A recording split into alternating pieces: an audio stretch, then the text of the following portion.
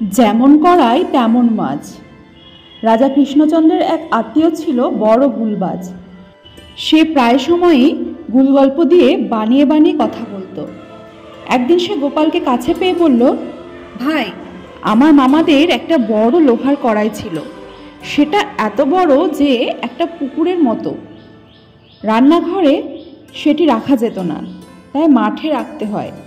মজার কথা, বর্ষাকালে বৃষ্টিতে সেই কড়াই জলে ভরে উঠলে লোকেরা তাতে আনন্দে গিয়ে সাঁতার কাটত। গোপাল শুনে বললেন, বাহ, ভালো কথা। আমার মামার ছিপ ফেলার শখ ছিল। একদিন একটা দিঘিতে ছিপ ফেলতে গেল, ধরা পড়ল একটা পেল্লাই রুই মাছ। কি বলবো ভাই, সেটি লম্বায় 50 হাত, তার মুড়ো ইয়া বড়। সে কি ছাকা তেলে ভাজা হয়েছিল।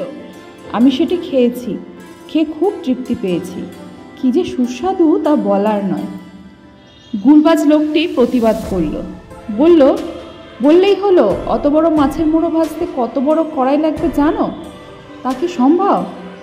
গোপাল বললেন, কেন সম্ভব নয়? তোমার মামার কড়াইতেই তো ভাজা হয়েছিল মাছটি।